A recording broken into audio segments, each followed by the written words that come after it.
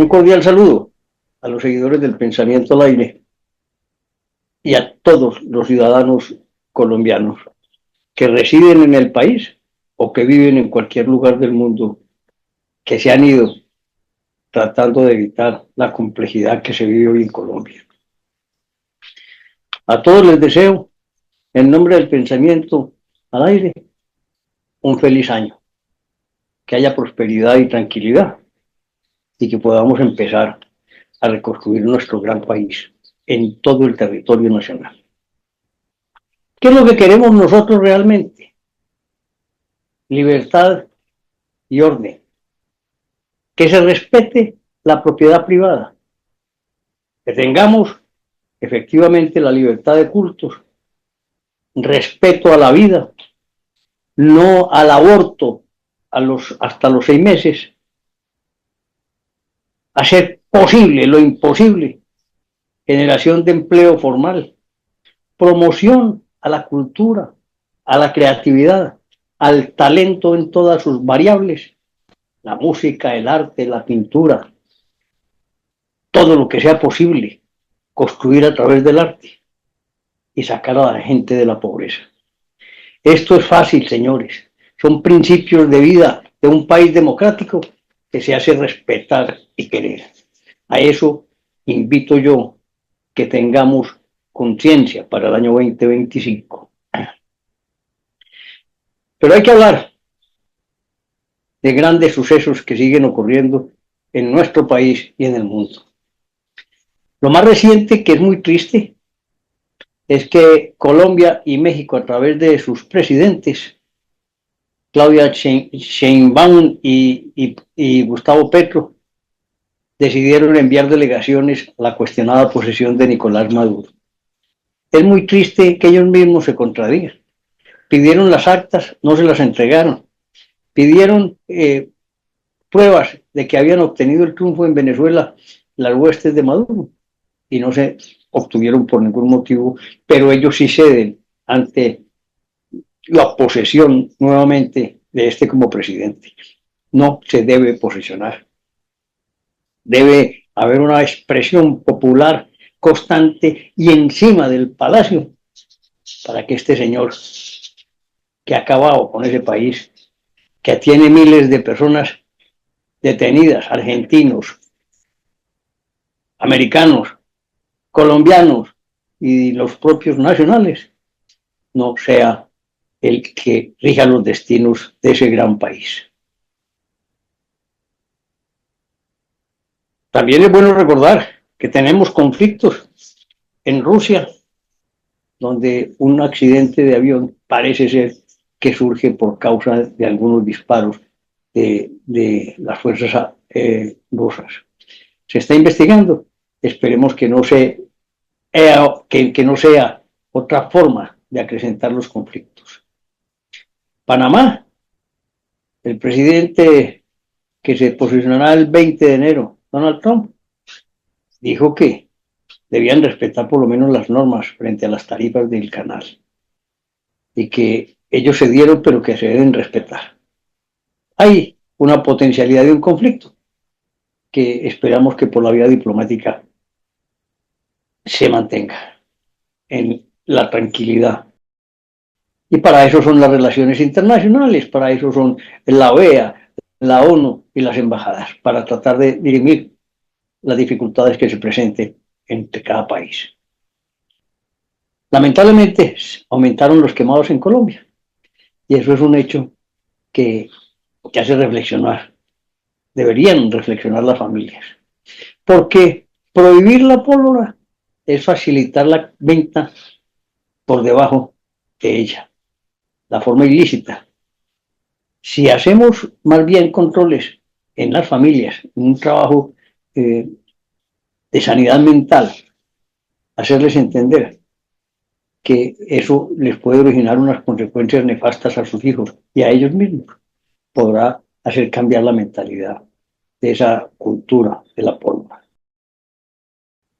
Se fijó el salario mínimo para el año 2025. El decreto estimuló un incremento del 9,53 en el salario y el 23% en el auxilio de transporte. En consecuencia, el mínimo queda en total en 1.423.000 y 200.000 pesos en subsidio de transporte para un total mensual de 1.623.500.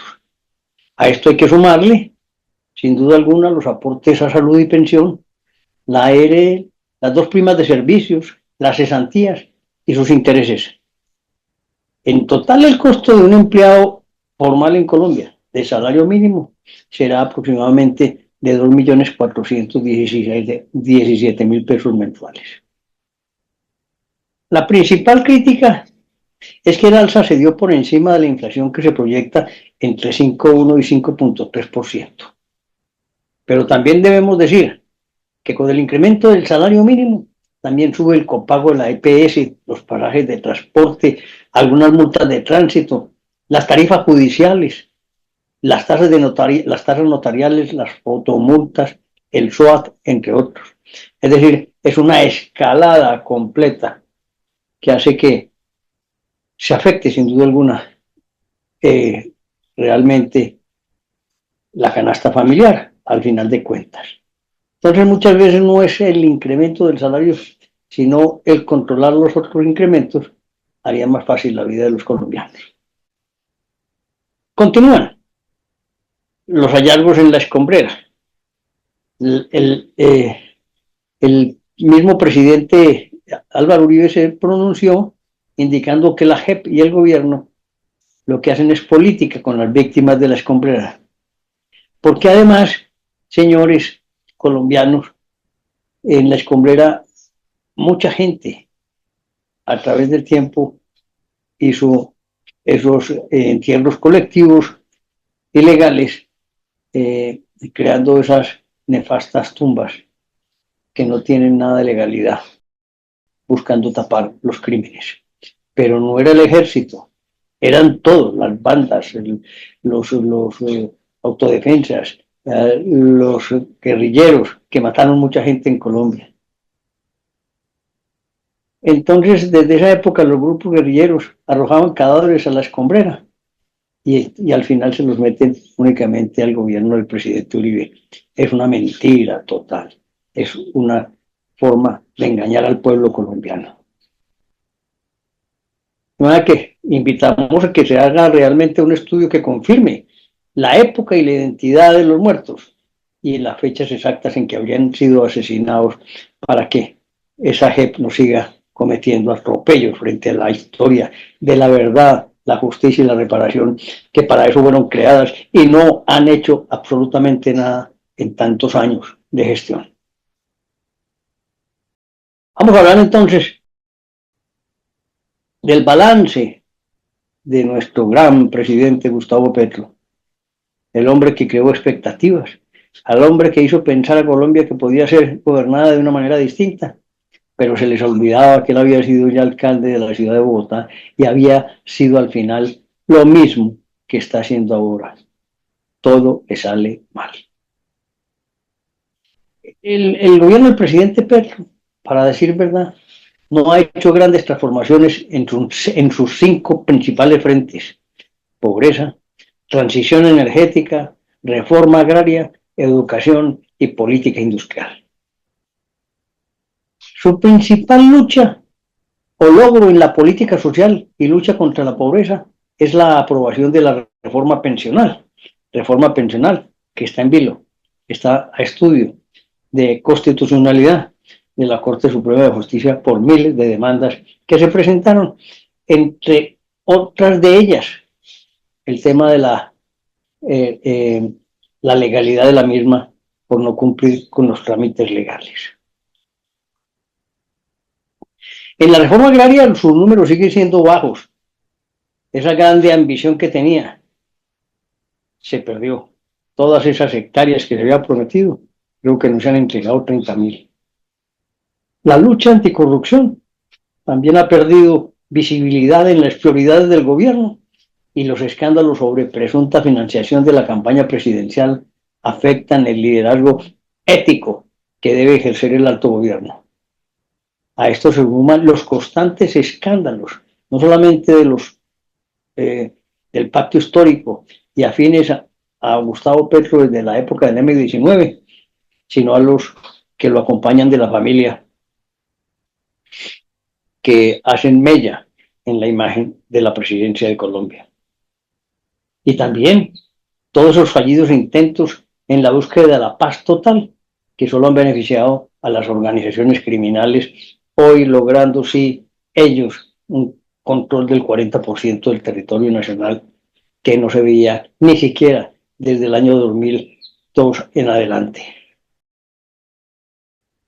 En cuanto a las reformas, a 2 años de su mandato, la reforma tributaria aprobada en diciembre del año 2022 y la de pensiones simplificada con respecto a su propuesta inicial y la aprobación casi unánime de la reforma al Sistema General de Participación son las únicas legislaciones importantes que ha logrado promulgar. ¿Por qué? Las reformas políticas, la laboral, la salud, la justicia y las leyes de jurisdicción agraria y de financiamiento avanzan lentamente y en simultáneo en su trámite legislativo. Aunque cada iniciativa obviamente está en un punto distinto, ninguna tiene hoy las mayorías aseguradas y ninguna está definitivamente tampoco hundida en el Congreso de la República. En cuanto a la reforma a la salud,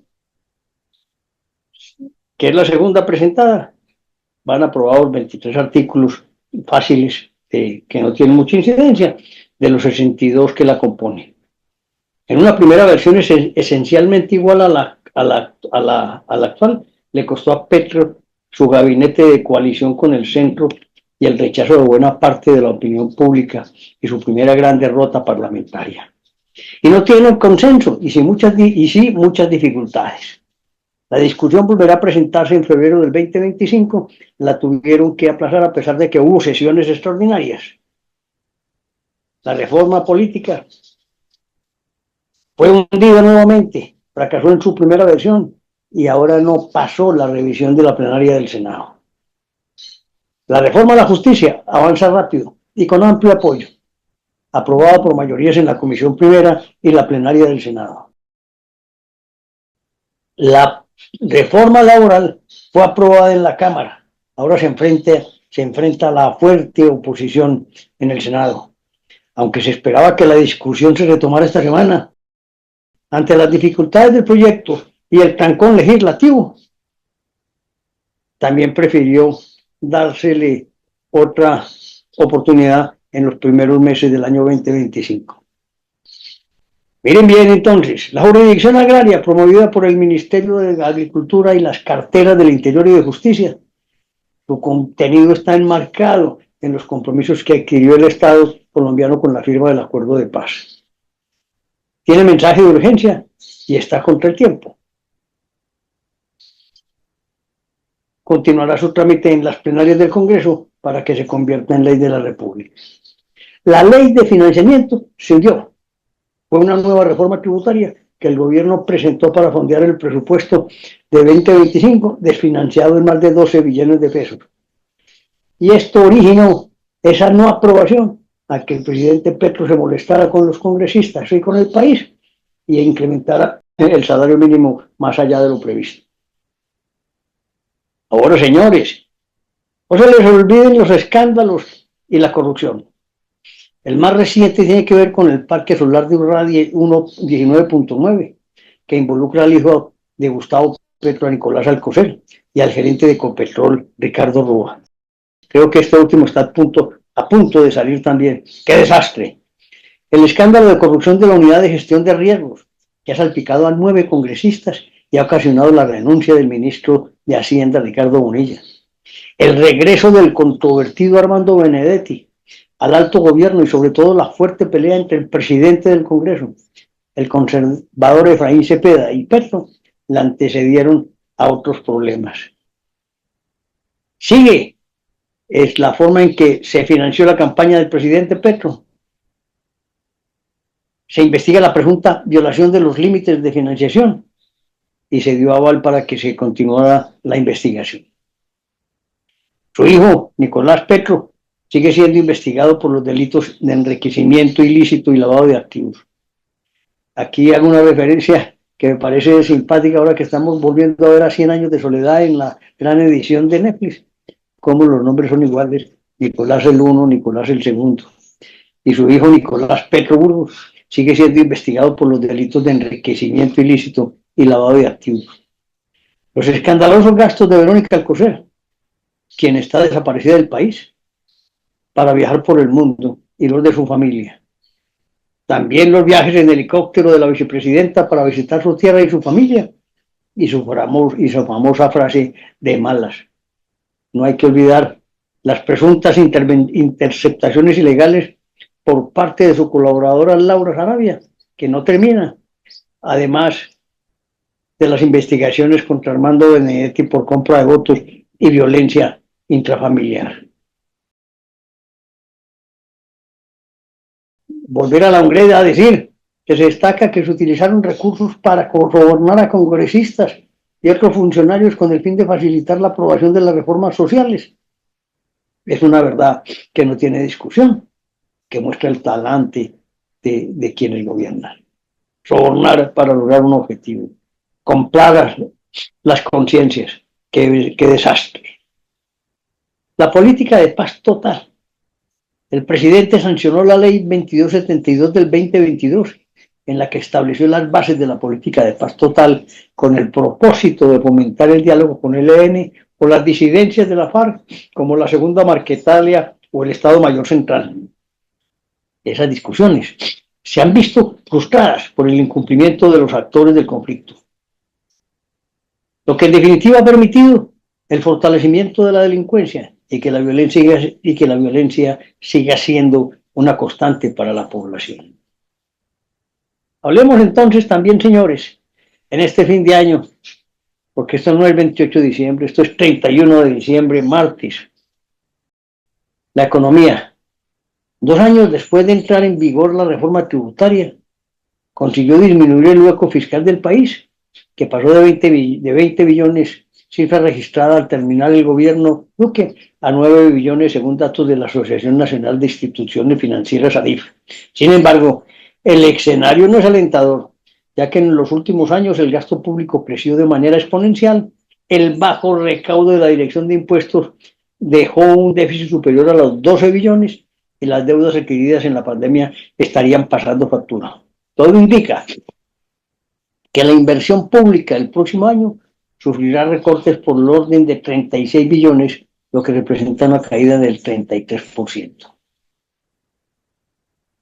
Otros indicadores que son importantes tenerlos hoy en el análisis. El déficit fiscal del gobierno nacional entre enero y abril del 2024 alcanzó el 2.4 del Producto Interno Bruto, el peor margen registrado desde el año 2006. En los 2 años de gobierno Petro se registró un aumento en los precios de la canasta familiar.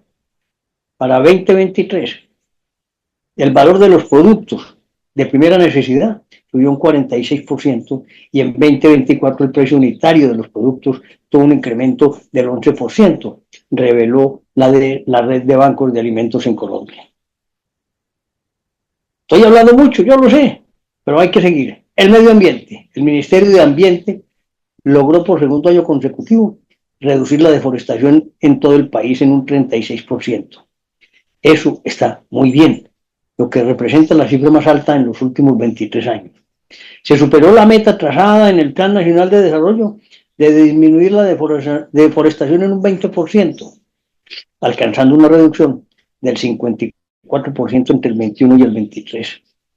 En cuanto a impulsar la transición energética, el país está lejos de cumplir la meta, ya que las medidas planificadas van a paso de tortuga y la influencia del petróleo y del carbón siguen siendo prominentes en la economía nacional y en la economía mundial. De manera que ese no era el camino. Los peores nombramientos.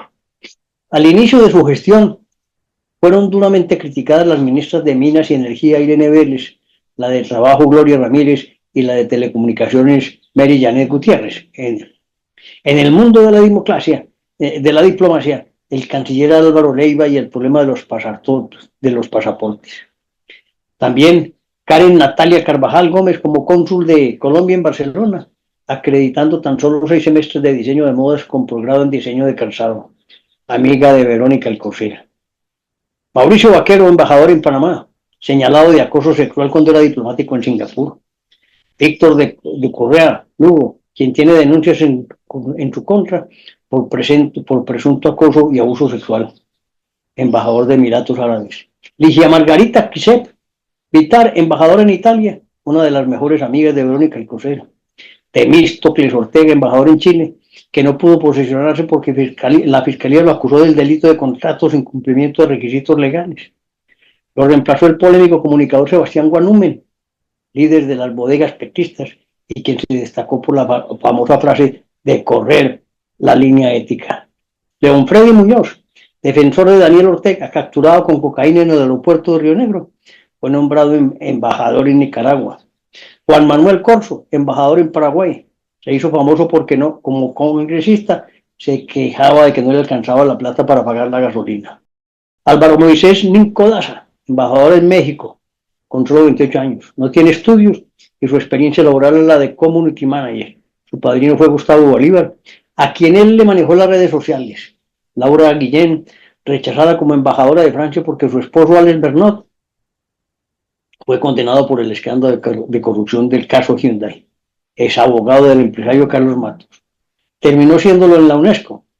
Armando Benedetti en Venezuela y la FAO, y ahora asesor de la presidencia, con 2 procesos en la Corte de Justicia, además de confeso, drogadicto y acusado por violencia familiar. Daniel Mendoza, conocido en redes como Matarife, el abogado al que iba a nombrar como embajador en Tailandia, terminó declinando esta designación por la polémica e indignación nacional por sus trinos con referencias a misoginia, pedofilia y violencia sexual. Señores, este es el panorama de nuestro país, donde son pocas las cosas buenas, aunque las hay, pero son más las cosas malas. Y necesitamos un país libre, democrático, que respete la vida, que respete la disciplina. Un cordial saludo. Les deseamos de todo corazón a ustedes y a sus familias en este año 2025, que Dios y nosotros mismos permitamos que sea mucho mejor. Un abrazo para todos.